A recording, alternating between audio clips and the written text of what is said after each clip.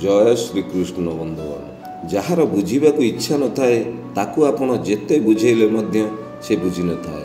जेपरी महाभारत युद्ध पूर्वर दुर्योधन को श्रीकृष्ण बारंबार बुझे किंतु दुर्योधन बुझी नथिला। सेहीपरि महात्मा विदुर अंध धृतराष्ट्र को मध्य बारंबार बुझेइथिले किंतु अंध धृतराष्ट्र महात्मा विदुरंक कथा को बुझी नथिले। सेहीपरि अर्जुन महाभारत युद्ध पूर्वर प्रभु श्रीकृष्ण कथा को बुझिया को चेष्टा करथिले एवं मन ध्यान दे शुणिथिले। तेणु से महाभारत युद्ध रे विजय लाभ करथिले। बंधुगण आजिर श्रीमद् भागवत गीतार 30टी अमूल्य उपदेश आमे आपणक पई नहीं आसीछु। जे गीता उपदेश द्वारा आपणकर जीवन मार्ग संपूर्ण परिवर्तनशील हेबो। बंधुगण जेउठारे तुमको सम्मान नहीं से स्थान को जमा भी जानतु ना। प्रभु श्रीकृष्ण को महाभारत युद्ध पूर्वर दुर्योधन एवं शकुनी तांकर बासगृह बा राजभवन को डकईथिले किंतु श्रीकृष्ण जानिथिले जे सेठारे मो पई कौनसी सम्मानर स्थान नहीं। तेणु विदुरंक घरे शाग भजा एवं पखाल खाई रहिथिले मध्य मानी दुर्योधन पाखक जमारू जाई नथिले। तेणु आपण सेही स्थान को जानतु जेउठारे आपणकर प्रियजन थिबे एवं आपणको सम्मान करुथिबे। भगवान जहा करंती प्राणीर मंगल पाई। थरे पक्षीटीए भगवान को प्रश्न कला, हे प्रभु आपण काहेकि बात्या पवन करी मो बसाटी भांगी देले। भगवान कहउछंती तो बसा को एक बड़ साप आसीथिला तोते खाइबा पाई, तेणु मु तुमर बसाटी भांगी देइथिली। तेणु बंधुगण ईश्वर जहा करंती प्राणीर मंगल पाई। प्रत्येक मनीष ता जीवन काल रे अनेक झड़ झंझा दे गति करि थाए। तेणु समय सब परिवर्तन करि दे थाए। तेणु भगवान को दोष न दे निजर कर्म करि चल। बंधुगण झाड़ू बंधा होइतिले अलिया सफा करि थाए। आउ जेतेबेले सेही झाड़ूटी निजे खोली जाई थाए सेही झाड़ूटी निजे अलिया होई जाई थाए। सेतिपई आपण मिलिमिशि सर्वदा रुहंतु। एकता ही बल। तेणु सदा सर्वदा मिलिमिशि रुहंतु। आपण स्वाद छाड़ी दियंतु। आपणक शरीर सुस्थ रहिबो। बिना कोनोसी तेल मसला खाइबा द्वारा आपणक शरीर सुस्थ रही थाए। सेहीपरि आपण क्रोध को त्याग करि दियंतु। आपणक संपर्क को फायदा। सोइबा पर जे स्वप्न आसे ताहा केबे सत होई न थाए। जे स्वप्न पाई आपण सोइबा छाड़ी देई थांती सेही स्वप्न पूरण होई थाए। जेपरिक दशरथ माझी जेतेबेले से विशाल पहाड़ को प्रथम चोट मारिले सेतेबेले लोक दशरथ माझी को इंगित करथिले। जेतेबेले बारंबार से पहाड़ को चोट पर चोट मारी चलीथिले एवं पहाड़ को काटी लंबा रास्ता तैयारी कर देइथिले सारा विश्वर इतिहास रे एक नुआ रेकर्ड सृष्टि करथिले। तेणु सदा सर्वदा स्वप्न को सोइबा पूर्वर निज भाविथिबा स्वप्न को पूरण करने को चेष्टा करंतु। बंधुगण आमे आम जीवन में करिथिबा भूल को पश्चाताप करी आमे आमर अतीत को बदलई पारिबा नाही एवं चिंता करी आमे आमर भविष्यत मध्य करि परिबा नाही। सेतिपई वर्तमान परिस्थिति को नहीं चलंतु। काली कौन थिली आज कौन अछि एभली भाबी निजर भविष्यत को नष्ट करंतु नाही। ईश्वर आमको दुख केवल शिक्षा देबा पई देई थांती आउ सुख समय रे आमर परीक्षा नहीं थांती। तेणु सुख समय ईश्वर सदा सर्वदा परीक्षा नहीं थांती। सेति पई जेतेबेले आम जीवन रे सुख आसुची से समय आमे सचेतन होई कार्य करिबा निहाती आवश्यक। दुनियार 4टी स्थान केबे भी पूर्ण होई न थाए। समुद्र, श्मशान, तृष्णा एवं मनुष्यर मन। मन केतेबेले आमको भल बाट को नहीं थाए तो खराब बाट को केतेबेले नहीं जाई थाए। तेणु निज मन को कंट्रोल रे रखंतु। गरीब व्यक्तिर हाय एवं चुंगुलिया व्यक्तिर राय को केबे भी आपण ग्रहण करंतु नाही। चुंगुलिया व्यक्ति माने आपणक निज घर भांगिबा को अति कुटिल नीतिमान आपणको बतई थांती। तेणु चुगुलिया व्यक्तिंक ठारू सदा सर्वदा पई दूरे रहिबा को चेष्टा करंतु। बंधुगण जदि आपणक पाखरे टंका अछि तो आपणक अयोग्यता काहाकू नजर आसी न थाए। ଆଉ ଯଦି ଆପଣ ଗରିବ ଆପଣଙ୍କର ଯୋଗ୍ୟତା ମଧ୍ୟ କାହାକୁ ଦେଖାଯାଇନଥାଏ। ସେଥିପାଇଁ ନିଜେ ନିଜକୁ ସମାଜ ପାଇଁ ପ୍ରସ୍ତୁତ କରନ୍ତୁ। ସମୟ ଆପଣଙ୍କର ଭଲ ହେଉ ବା ଖରାପ ତାହା ଆପେ ଆପେ ବିତି ଯାଇଥାଏ। ତେଣୁ ସେହି ବିତିଯିବା ସମୟ ଭିତରେ ଆପଣ ଆପଣଙ୍କର ଧୈର୍ଯ୍ୟ ରଖନ୍ତୁ। ଦେଖିବେ ଧୀରେ ଧୀରେ ସବୁ ଠିକ୍ ହୋଇଯିବ। ବନ୍ଧୁଗଣ, ରିଲାଏନ୍ସ କମ୍ପାନୀର ମାଲିକ ଧୀରୁଭାଇ ଅମ୍ବାନୀ ପ୍ରଥମେ ତେଲ ଟାଙ୍କିରେ କାମ କରିଥିଲେ। ତାଙ୍କ ଗରିବ ପରିସ୍ଥିତିରେ ସେ ଗୋଟେ ବେଳା ଖାଉଥିଲେ ତ ଗୋଟେ ବେଳା ଉପାସ ରହୁଥିଲେ। ସେହିଭଳି ପରିସ୍ଥିତିରୁ ଧୀରୁଭାଇ ଅମ୍ବାନୀ ଧୀରେ ଧୀରେ ସମୟ ସହିତ ତାଳ ଦେଇ ଭବିଷ୍ୟତରେ ନିଜେ ରିଲାଏନ୍ସ କମ୍ପାନୀ କରି ସାରା ବିଶ୍ୱରେ ପରିଚିତ ହୋଇଥିଲେ। ଯଦି ଆପଣ ଦୁଃଖରେ ଅଛନ୍ତି ତ ମନ କଷ୍ଟ କରନ୍ତୁ ନାହିଁ, କାହିଁକି ନା ଈଶ୍ୱର ସଦାସର୍ବଦା ଦୁଃଖୀ ଲୋକଙ୍କ କଥା ଶୁଣନ୍ତି ଏବଂ ଦୁଃଖୀ ଲୋକଙ୍କ ଡାକକୁ ସଦାସର୍ବଦା ଧ୍ୟାନ ଦେଇ ବସିଥାନ୍ତି। ଯେମିତିକି ତାଲାକୁ କଞ୍ଚି ଦ୍ୱାରା ଖୋଲାଯାଇଥାଏ, ସେହିପରି ଈଶ୍ୱର ଦିନେ ନା ଦିନେ ଆପଣଙ୍କ ଦୁଃଖକୁ ହରଣ କରି ନେଇଥାନ୍ତି। ଜ୍ଞାନ ଆପଣଙ୍କ ଅଜ୍ଞାନ ରୂପକ ଅନ୍ଧକାରକୁ ନଷ୍ଟ କରି ଆଲୋକିତ କରିଥାଏ। ତେଣୁ ସଦାସର୍ବଦା ଉଚିତ ଶିକ୍ଷାକୁ ଗ୍ରହଣ କରନ୍ତୁ। ବନ୍ଧୁଗଣ, ଏ ପୃଥିବୀଠାରୁ ଭାରି ହେଉଛନ୍ତି ମାତା। ମାର ଋଣ ଆମେ କେବେ ମଧ୍ୟ ଶୁଝିପାରିବା ନାହିଁ। କେତେବେଳେ ଆମର ଖାଇବା ଦରକାର, କେତେବେଳେ ଆମର ମେଡ଼ିସିନ ଦରକାର, କେତେବେଳେ ପୁଅ କୁଆଡ଼େ ଗଲା, ସଦାସର୍ବଦା ମାର ନଜର ନିଜ ପିଲାମାନଙ୍କ ପାଇଁ ଥାଏ। ସେହିପରି ଆକାଶଠାରୁ ଉଚ୍ଚା ହେଉଛନ୍ତି ବାପା। ବାପାଙ୍କ ସ୍ଥାନ ସର୍ବଦା ପୂଜନୀୟ ଅଟେ। ଯଦି ଯାହାର ବାପା ଅଛନ୍ତି ତା ପାଖରେ ସାରା ବିଶ୍ୱର ସମସ୍ତ ଜିନିଷ ଆପଣାର କରିବା ପାଇଁ କ୍ଷମତା ରଖିଦେଇଥାଏ। ସେହିପରି ମଣିଷର ଆତ୍ମା ହେଉଛି ପୁତ୍ର। ସଦାସର୍ବଦା ପ୍ରତ୍ୟେକ ମଣିଷର ନିଜର ଆତ୍ମା ହୁଏ ତାର ନିଜ ପୁତ୍ର ଉପରେ ରହିଥାଏ। ସେହିପରି ଆଳସ୍ୟ ହେଉଛି ଧର୍ମ ନ କରିବାକୁ କୁହାଯାଏ। ଅଳସୁଆପଣ କରି ଘରେ ବସିବାକୁ ଅଧର୍ମୀ କୁହାଯାଏ। ତେଣୁ ସଦାସର୍ବଦା ଆଳସ୍ୟ ଦୂର କରନ୍ତୁ ଏବଂ ଧର୍ମ କରିବା ପାଇଁ ଚେଷ୍ଟା କରନ୍ତୁ। ବନ୍ଧୁଗଣ, ସବୁଠାରୁ ବଡ଼ ସୁଖ ହେଲା ନିଜର ଆତ୍ମସନ୍ତୋଷ ହୋଇଥାଏ।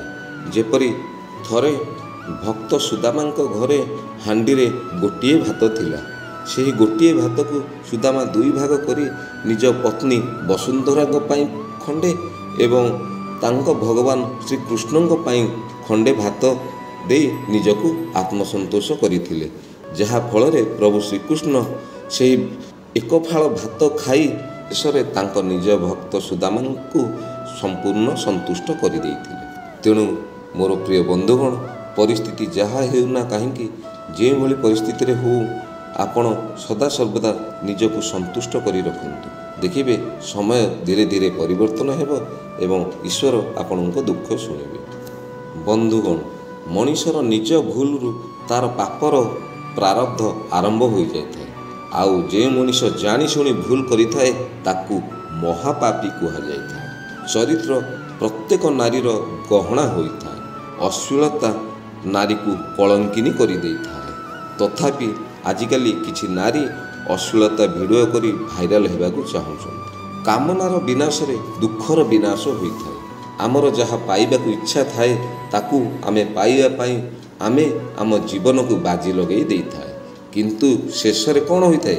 ଯାହା ଈଶ୍ୱର ଚାହିଁଥାନ୍ତି ତାହା ହିଁ ହୋଇଥାଏ। ତେଣୁ ଆବଶ୍ୟକ ଠାରୁ ଅଧିକ ଆଶା କେବେ ବି କରନ୍ତୁ ନାହିଁ।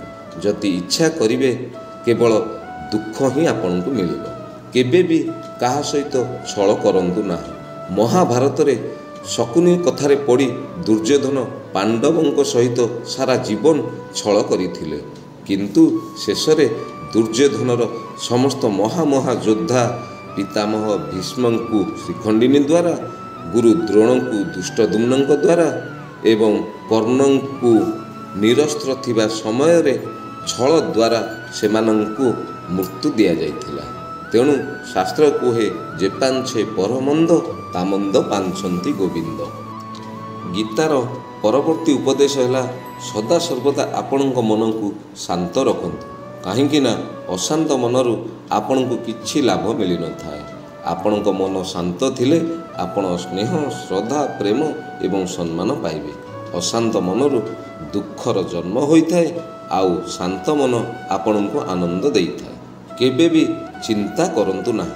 ଚିନ୍ତା ଆପଣଙ୍କର ଜୁଇର ଚିତା ସମାନ ହୋଇଥାଏ। ଆପଣ ଚିନ୍ତା କରିବା ଦ୍ୱାରା ଆପଣଙ୍କ ମାନସିକ ସ୍ଥିତି ବିଗିଡ଼ି ଯାଇଥାଏ। ଶେଷରେ ଶରୀର ଦୁର୍ବଳ ହୋଇ ନାନା ରୋଗର ସମସ୍ୟା ଆପଣଙ୍କ ପାଖରେ ଦେଖାଯାଇଥାଏ। ଶେଷରେ ଆପଣଙ୍କର ମୃତ୍ୟୁ ହୋଇଥାଏ। ତେଣୁ ଚିନ୍ତା ନ କରି ସଦାସର୍ବଦା ନିଜର କର୍ମ କରିଚାଲନ୍ତୁ ଏବଂ ଈଶ୍ୱରଙ୍କ ଉପରେ ବିଶ୍ୱାସ କରି ଚାଲନ୍ତୁ। ଦେଖିବେ ଆପଣଙ୍କ ଜୀବନରେ ଆସୁଥିବା ସମସ୍ତ ସମସ୍ୟା ଧୀରେ ଧୀରେ ଠିକ୍ ହୋଇଯିବ। ଯିଏ ଆପଣଙ୍କ ସହିତ ଅନ୍ୟାୟ କରୁଛି ତାକୁ ଆପଣ ଦଣ୍ଡ ଦିଅନ୍ତୁ। ଯଦି ଆପଣ ଅନ୍ୟାୟକୁ ପ୍ରଶ୍ରୟ ଦେବେ ସେ ପୁଣି ଆପଣଙ୍କ ସହିତ ଅନ୍ୟାୟ କରିବ। ଶାସ୍ତ୍ର କୁହେ ଆମ ଆଗରେ ହେଉଥିବା ପାପ ବା ଅନ୍ୟାୟକୁ ସହିଲେ ଆମକୁ ମଧ୍ୟ ପାପ ଲାଗିଥାଏ। ତେଣୁ ଅନ୍ୟାୟକୁ ଜମା ପ୍ରଶ୍ରୟ ଦିଅନ୍ତୁ ନାହିଁ। ମହାଭାରତ ଯୁଦ୍ଧ ପୂର୍ବରୁ ଅର୍ଜୁନ ଶ୍ରୀକୃଷ୍ଣଙ୍କୁ ପଚାରୁଛନ୍ତି, ମୁଁ ଯାହା ସହିତ ଯୁଦ୍ଧ କରିବି ସେମାନେ ମୋର ଭାଇ ଏବଂ ଗୁରୁଜନ, ମୁଁ ସେମାନଙ୍କୁ କିପରି ମାରିବି? ଅର୍ଜୁନଙ୍କ କଥା ଶୁଣି ଶ୍ରୀକୃଷ୍ଣ କହୁଛନ୍ତି, ହେ ଅର୍ଜୁନ, ଏଠି ତୁମେ କାହାକୁ ନିଜର କହୁଛ? ଏଠି ତ ସବୁ ଅଧର୍ମୀ। ଅଧର୍ମ ପକ୍ଷରେ ସେମାନେ ତୁମ ଭାଇ ଏବଂ ଗୁରୁଜନ ନୁହନ୍ତି। ସେମାନେ ଗୋଟାଏ ଗୋଟାଏ ମହାପାପୀ।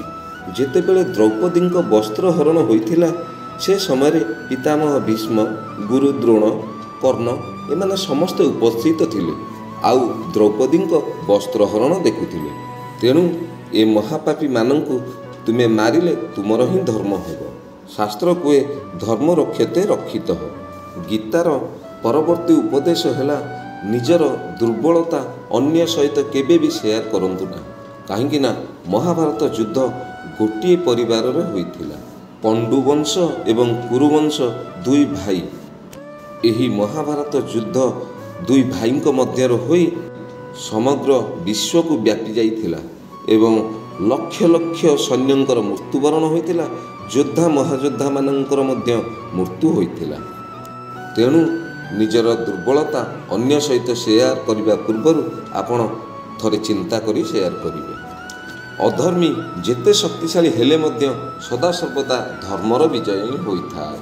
ଏହା ଆମକୁ ରାମାୟଣ ଏବଂ ମହାଭାରତ ଭଳି ଧର୍ମଗ୍ରନ୍ଥରୁ ଦେଖିବାକୁ ମିଳିଥାଏ। ଧୃତରାଷ୍ଟ୍ର ସଞ୍ଜୟଙ୍କୁ ପଚାରୁଛନ୍ତି, ଯୁଦ୍ଧରେ କିଏ ହାରୁଛି ଏବଂ କିଏ ଜିତୁଛି? ଧୃତରାଷ୍ଟ୍ରଙ୍କର ବିଶ୍ୱାସ ଥିଲା କି ତାଙ୍କ ପକ୍ଷରୁ ପିତାମହ ଭୀଷ୍ମ, ଗୁରୁ ଦ୍ରୋଣ, କର୍ଣ୍ଣଙ୍କ ଭଳି ମହାବୀର ଅଛନ୍ତି। ତ ସେଥିପାଇଁ ମହାଭାରତ ଯୁଦ୍ଧ ନିଶ୍ଚିନ୍ତ କୌରବଙ୍କର ବିଜୟ ହେବ। କିନ୍ତୁ ସଞ୍ଜୟ କହିଲେ, ହେ ମହାରାଜ, ଯେଉଁଠି ସତ୍ୟ ଏବଂ ଧର୍ମ ଅଛି ସେଇଠି ପ୍ରଭୁ ଶ୍ରୀକୃଷ୍ଣ ଅଛନ୍ତି, ଆଉ ଯେଉଁଠି ଶ୍ରୀକୃଷ୍ଣ ଅଛନ୍ତି ସେଠି ତ ବିଜୟ ସୁନିଶ୍ଚିତ ଅଟେ। ସେଥିପାଇଁ ବନ୍ଧୁଗଣ ସଦାସର୍ବଦା ଆପଣ ସତ୍ୟ ପଥରେ ଚାଲନ୍ତୁ। ସତ୍ୟ ହିଁ ମାନବ ଜାତିର ଧର୍ମ ଅଟେ। ଯେଉଁଠାରେ ସତ୍ୟର ମାର୍ଗ ରହିଥାଏ ସେଠାରେ ଈଶ୍ୱର ବାସ କରିଥାନ୍ତି। ଆପଣଙ୍କ ମୁହଁ ଆଗରେ ସତ କହୁଥିବା ଲୋକଟି ଆପଣଙ୍କର ଶୁଭଚିନ୍ତକ ହୋଇଥାଏ। ଆପଣଙ୍କ ସାଙ୍ଗରେ ରହି ଆପଣଙ୍କ କଥାକୁ ଭିତିରିଆ ଚୁଗୁଲି କରି ଯେଉଁ ବ୍ୟକ୍ତିଟି ଥାଏ ସେ ଅତ୍ୟନ୍ତ ଭୟଙ୍କର ହୋଇଥାଏ। ତେଣୁ ଆପଣଙ୍କ ଆଗରେ ଯେଉଁ ବ୍ୟକ୍ତି ସଦାସର୍ବଦା ସତ କହିଥାନ୍ତି ସେ ଲୋକଟି ଆପଣଙ୍କର ଶୁଭଚିନ୍ତକ ହୋଇଥାଏ। ସତ୍ୟ ସର୍ବଦା କଠୋର ହୋଇଥାଏ। କାଉ ଯେତେ ଜୋରରେ ବୋବେଇଲେ ମଧ୍ୟ କୋଇଲି ପରି ମଧୁର ସ୍ୱର ଦେଇନଥାଏ। ସେହିପରି ସଜ୍ଜନ ବ୍ୟକ୍ତିଙ୍କୁ ନିନ୍ଦା କରୁଥିବା ଲୋକଟି କେବେ ମଧ୍ୟ ସଜ୍ଜନ ହୋଇପାରିବ ନାହିଁ। ଯଦି ଆଜି ଆପଣଙ୍କୁ ଏକୁଟିଆ ଲାଗୁଛି ତ ବ୍ୟସ୍ତ ହୁଅନ୍ତୁ ନାହିଁ। କାହିଁକି ନା ଈଶ୍ୱର ଆପଣଙ୍କୁ କିଛି ବିଶେଷ ଶିକ୍ଷା ଦେବା ପାଇଁ ସୁଯୋଗ ଦେଇଛନ୍ତି। ମଣିଷର ଦୁଃଖ ସମୟରେ ମିଳିଥିବା ଶିକ୍ଷା ସବୁଦିନ ପାଇଁ ମନେ ରହିଥାଏ। ତୁମକୁ ଯଦି ଭୟ ଲାଗୁଛି ତ ତେବେ ଚିନ୍ତା କରନ୍ତୁ ନାହିଁ। କାହିଁକି ନା ମଣିଷକୁ ଏକାକୀ ମଶାଣି, ସିଂହାସନ ଏବଂ ପର୍ବତ ଆରୋହଣ କରିବାକୁ ପଡ଼ିଥାଏ। କେବେ ବି ନିଜ ଭାଗ୍ୟକୁ ଦୋଷ ଦିଅନ୍ତୁ ନାହିଁ। କର୍ଣ୍ଣ ଶ୍ରୀକୃଷ୍ଣଙ୍କୁ କହୁଛନ୍ତି, ହେ ପ୍ରଭୁ, ସାରା ଜୀବନ ମୋର ଦୁଃଖ, ନିନ୍ଦା, ଅପମାନରେ କଟିଗଲା। ମୋ ଭାଗ୍ୟରେ ଏମିତି କାହିଁକି ହେଲା? ପ୍ରଭୁ ଶ୍ରୀକୃଷ୍ଣ କହୁଛନ୍ତି, ମୁଁ ଯେତେବେଳେ ଜନ୍ମ ହେଲି ମୁଁ କାରାଗାର ମଧ୍ୟରେ ଜନ୍ମ ହେଲି। ଜେଲ ମଧ୍ୟରୁ ଜନ୍ମ ହୋଇ ମୋ ମାମୁଁ ମୋ ପାଇଁ ମାରିବାକୁ ଷଡ଼ଯନ୍ତ୍ର ଆରମ୍ଭ କରିଦେଲା। ଅନେକ ରାକ୍ଷସଙ୍କୁ ପଠେଇଲା। ଜନ୍ମର ଆରମ୍ଭରୁ କ୍ଷୀର ମାଧ୍ୟମରେ ପୂତନା ରାକ୍ଷସୀଙ୍କୁ ପଠେଇଲା। ଈଶ୍ୱର ଆମର ପ୍ରାରବ୍ଧ ହିସାବରେ ଆମକୁ ଦେଖିଥାନ୍ତି। ତେଣୁ ଅତୀତ ବଡ଼ ଦୁଃଖଦାୟକ ହୋଇଥାଏ ବନ୍ଧୁଗଣ। ଅତୀତକୁ ମନେ ପକାଇ ମନରେ ଦୁଃଖ ବା କ୍ରୋଧ କଲେ ଆମର ହିଁ ବିନାଶ ହୋଇଥାଏ। ମହାଦାନୀ କର୍ଣ୍ଣ ସଦାସର୍ବଦା ତାଙ୍କ ଅତୀତକୁ ମନେ ରଖି ତାଙ୍କ ନିଜ ମନକୁ ଦୁଃଖ ଏବଂ କଷ୍ଟରେ ରଖୁଥିଲେ। ବନ୍ଧୁଗଣ, ହରିଣର ସ୍ପିଡ଼ ହେଲା 90, ଏକ ଚିତାବାଘର ସ୍ପିଡ଼ ହେଲା 60। କିନ୍ତୁ ସେହି ବାଘ ହରିଣକୁ କେମିତି ଧରୁଛି? କାହିଁକି ନା ହରିଣ ଯେତେବେଳେ ଦୌଡ଼େ ସଦାସର୍ବଦା ପଛକୁ ଚାହିଁଥାଏ, କେତେବେଳେ ବାଘ ମୋତେ ଆଟାକ୍ କରିବ କି ମୋତେ ଧରି ପକାଇବ। ତେଣୁ ତା'ର ସ୍ପିଡ଼ 90 ସ୍ପିଡ଼ ହୋଇ ମଧ୍ୟ ସେ ବାଘର ହାବୁଡ଼ରେ ପଡ଼ିଯାଇଥାଏ। ଯେତେବେଳେ ହରିଣ ପଛକୁ ଅନେଇଥାଏ ତା'ର ଧୀରେ ଧୀରେ ସ୍ପିଡ଼ କମିଥାଏ, ଆଉ ବାଘର ସ୍ପିଡ଼ 60 ହୋଇ ମଧ୍ୟ ସେ ହରିଣକୁ ଶିକାର କରିଦେଇଥାଏ। ତେଣୁ ହେ ମୋର ବନ୍ଧୁଗଣ, ଆଜିଠାରୁ ସଦାସର୍ବଦା ମନେ ରଖିବେ, ଅତୀତକୁ କେବେ ବି ମନେ ପକାନ୍ତୁ ନାହିଁ। ଅତୀତ ଆପଣଙ୍କ ପାଇଁ ଦୁଃଖ ନେଇ ଆସିଥାଏ। କାହିଁକି ନା କେବେ ବି ପଛ କଥା ଭାବନ୍ତୁ ନାହିଁ ଏବଂ ସଦାସର୍ବଦା ଆଗକୁ କ'ଣ କରିବେ ସେଥିପାଇଁ ଚିନ୍ତା କରନ୍ତୁ। ଯଦି ଅତୀତକୁ ମନେ ପକାଇବେ ତ ହରିଣ ପରି ଆମମାନଙ୍କର ଅବସ୍ଥା ହେବ। ତେଣୁ ପ୍ରଭୁ ଶ୍ରୀକୃଷ୍ଣ କର୍ଣ୍ଣଙ୍କୁ କହୁଛନ୍ତି, ଅତୀତକୁ କେବେ ମଧ୍ୟ ମନେ ପକାନ୍ତୁ ନାହିଁ। ଏହା ଆମ ପ୍ରାରବ୍ଧ ହିସାବରେ ନିର୍ମାଣ ହୋଇଥାଏ। ଆପଣ ଯଦି ଖୁସିରେ ରହିବାକୁ ଚାହୁଁଛନ୍ତି ତ ନିଜର ଡିସିସନ୍ ଭାବିଚିନ୍ତି ନିଅନ୍ତୁ। ଅନ୍ୟକୁ ଦେଖି କେବେ ବି ଡିସିସନ୍ ନିଅନ୍ତୁ ନାହିଁ। ଯଦି ଅନ୍ୟକୁ ଦେଖି ଆପଣ ଭାସିଯାଆନ୍ତି ତ ଆପଣଙ୍କ ଜୀବନଟି ଦୁଃଖମୟ ହୋଇଯିବ। ତେଣୁ ନିଜ ବୁଦ୍ଧିରେ ଘାସ କାଟ ପଛେ ପର ବୁଦ୍ଧିରେ କେବେ ବି ଘୋଡ଼ା ଚଢ଼ନ୍ତୁ ନାହିଁ। ସୂର୍ଯ୍ୟଙ୍କ କିରଣ ଯେତେ ଶକ୍ତିଶାଳୀ ହେଲେ ମଧ୍ୟ ସମୁଦ୍ରକୁ ଶୁଖେଇ ପାରିନଥାଏ। ସେହିଭଳି ଶାନ୍ତିରେ ରହିଥିବା ମନକୁ କେବେ ବି ମାୟା ବିଚଳିତ କରିପାରେ ନାହିଁ। ତେଣୁ ସଦାସର୍ବଦା ମନକୁ ଆପଣ ଶାନ୍ତ ରଖନ୍ତୁ। ବନ୍ଧୁଗଣ, କେବେ ବି ଲୋଭ କରନ୍ତୁ ନାହିଁ। ଧନର ଲୋଭ ଏବଂ ରାଜଗାଦିର ଲୋଭ ଏବଂ ନିଜ ସମ୍ମାନ ପାଇଁ ଅନ୍ଧ ଧୃତରାଷ୍ଟ୍ର ଲୋଭ କରିଥିଲା। ଶେଷରେ ତାଙ୍କର ବଂଶଟି ନିପାତ ହୋଇଯାଇଥିଲା। ଏହି ଲୋଭ ଅନ୍ଧ ଧୃତରାଷ୍ଟ୍ରର ପୁତ୍ର ଦୁର୍ଯ୍ୟୋଧନ ମଧ୍ୟ କରିଥିଲା। ଦୁର୍ଯ୍ୟୋଧନକୁ ଶ୍ରୀକୃଷ୍ଣ 5ଟି ଗାଁ ମାଗିଥିଲେ। ଶେଷରେ ଦୁର୍ଯ୍ୟୋଧନ 5ଟି ଗାଁ ମଧ୍ୟ ମନା କରିଦେଇଥିଲା। ପରିଣାମ କ'ଣ ହୋଇଥିଲା? କୌରବ ବଂଶ ନାଶ ହୋଇଥିଲା। ବନ୍ଧୁଗଣ, କେବେ ବି ଆପଣ ମିଛ କହନ୍ତୁ ନାହିଁ। କର୍ଣ୍ଣ ସାମାନ୍ୟ ମିଛ ତାଙ୍କ ଗୁରୁ ପରଶୁରାମଙ୍କୁ କହିଥିଲେ, କିନ୍ତୁ ପରିଣାମ ଶେଷରେ ଯୁଦ୍ଧ ସମୟରେ ତାଙ୍କର ଦିବ୍ୟାସ୍ତ୍ର ଭୁଲିଗଲେ। ତେଣୁ କେବେ ବି ମିଛ କହିବା ପୂର୍ବରୁ ଆପଣ ଭାବିବେ। ବନ୍ଧୁଗଣ, ଆଜିର କାହାଣୀଟି ଯଦି ଆପଣଙ୍କୁ ଭଲ ଲାଗିଥାଏ ତ ଆମ ଚ୍ୟାନେଲକୁ ଲାଇକ୍, କମେଣ୍ଟ ଏବଂ ସବସ୍କ୍ରାଇବ୍ କରିବାକୁ ଭୁଲିବେ ନାହିଁ। ରହିଲି, ଜୟ ଶ୍ରୀକୃଷ୍ଣ।